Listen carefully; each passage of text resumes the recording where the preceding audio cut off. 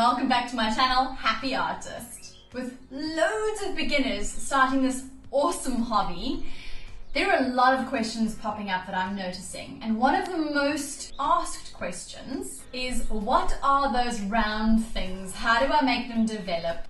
How do cells develop? Now, it is quite a scientific approach that you need to take when you're wanting to create cells. I have already made a video on how cells develop.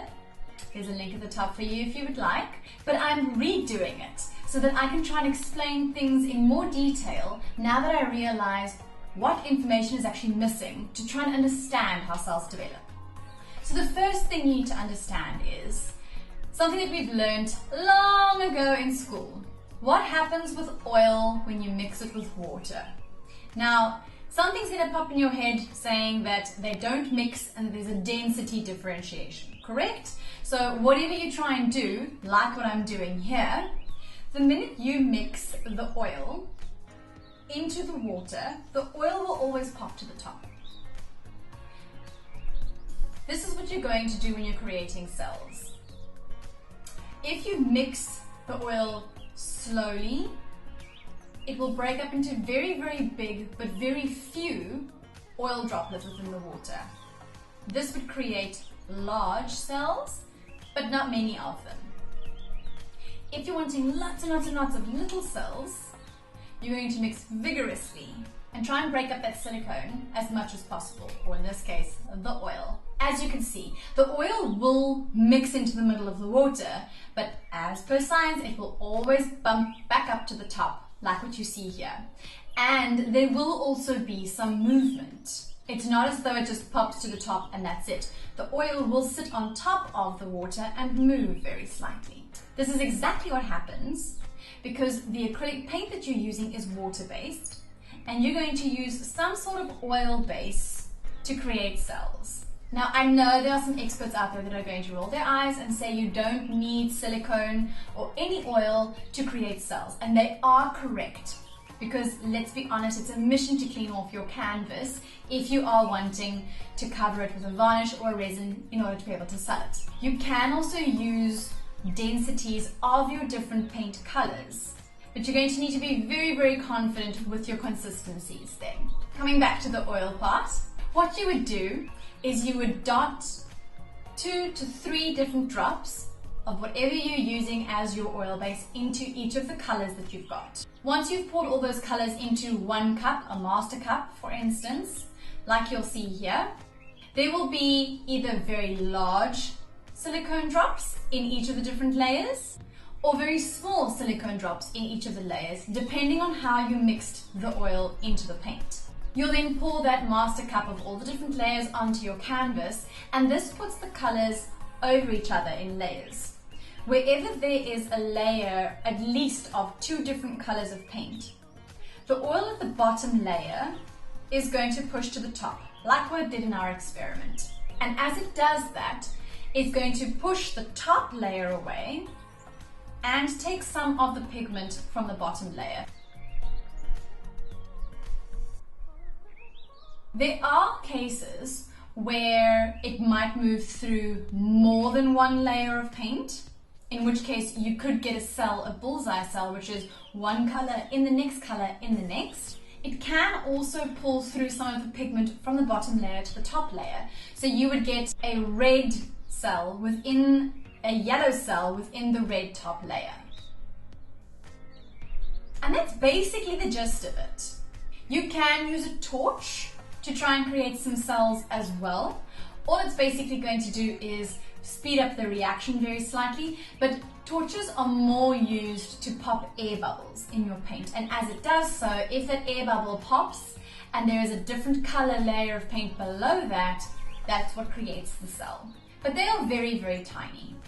If you have mixed your silicone in vigorously into your paint and you have a lot of tiny cells all over your canvas, and then you realize you actually want to go for very large cells, you can do so as well.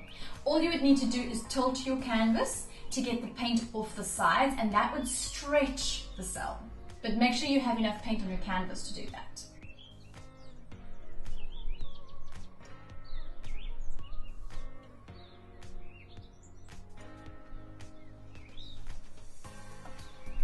You'll see in the description below if you're looking for really good quality pre-mixed acrylic paints. So pouring paints that don't need medium. You are welcome to order your Gecko Art pre-mixed paints through me, as well as many other options, canvases, silicone, resin. There's a whole list of things. You can pop me an email at happy.artist.tash@gmail.com. I'll then send you the list and you will get 10% discount if you order through me. Products can be couriered anywhere in South Africa. So in my previous video, I tested a hair product that I was using at the time that was working really, really well to create cells versus baby oil, coconut oil, and a store-bought silicone. It was actually a silicone liquid. This time round, I'm still going to use that hair product. I'm going to try and do a test with things that you would find around the house. Because as beginners, we don't necessarily want to go out to the store, buy a whole lot of paint, medium, silicone, canvases. It lands up being quite expensive. And there are things around the house that you can use. Now you'll see in the experiment earlier, I did use vegetable oil. I would not necessarily use that in your canvases because it will probably take your paints into a yellowish kind of color over time, and it could deteriorate your canvas as well. Some of the things you can use around the house that seem to work. Coconut oil is a really, really good one. A hair product, as long as it has dimethicone in it. I'm then going to test a real oil. Basically what you would use for fishing rods, a silicone spray that you would use for oiling curtain rails or anything like that if you have something like that in the house, and dish soap. Let me know in the comment section below what else you use around the house or store-bought to create cells. So as you can see, I've mixed the two colors that I'm going to be using, my aqua and my fluorescent beautiful pink. I have split them into a few jars, and then I'm going to add each of the cell creating products or the cell activators into both colors. You will see that while I'm busy mixing the colors, I'm using the same stick in both colors, but I'm wiping it off every time. You want to make sure that you're not contaminating the one from the other in a test like this. The dish soap, let's see how that reacts.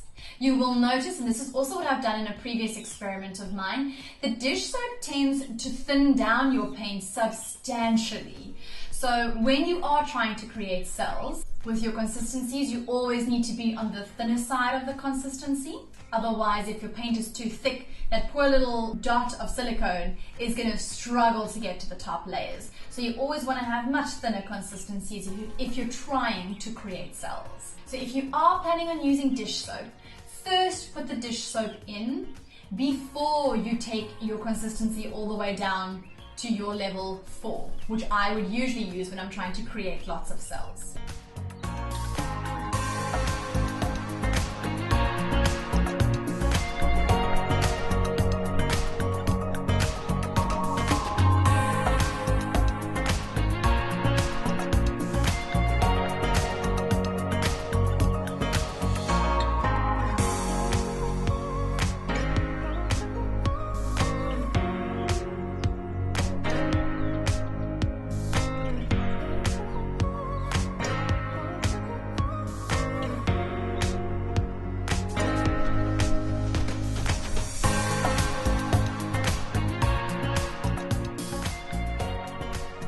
Alrighty, then the wonderful hair product that I've been using for a while. You can see some cells creating as I'm pouring the one color into the other already.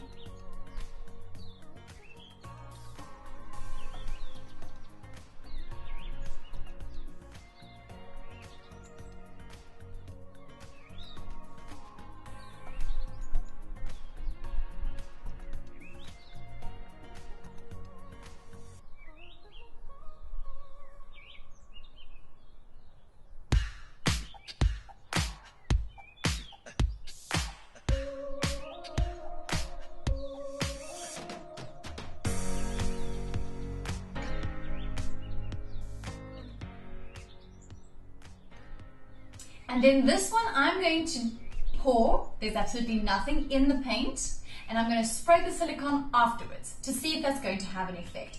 In most cases, what would happen is if the silicone drops on the top layer, it should push that top layer away, revealing the bottom layer below. But what happened here, I think because the spray is more of a very fine, misty spray, it didn't have the desired effect. So I'm going to have to try this one again.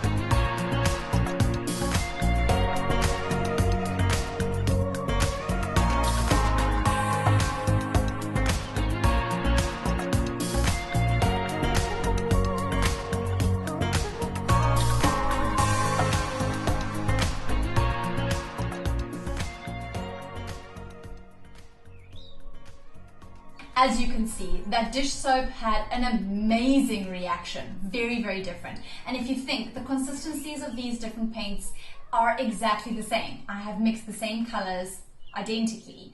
So it just has to do with what type of oil-based product you would use to create those cells. I hope that's helped. I hope you have a magical day. Ciao for now!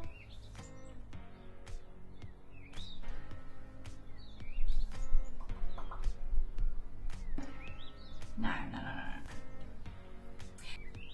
This is exactly what happens when you This is exactly what happens when you use a wall. There's some stuff there, eh? What stuff? Yeah, I'm going to be putting wires through there. Are you saying stuff so that you can be on the camera now? Now, are you recording? Yes, I am. Oh, is that happy? Wow. Just check you've got some work next to your nose over there. Yes, I know. It's from wearing the glasses. Hi guys, my name is Tash. Your name's not Tash. Welcome to my channel.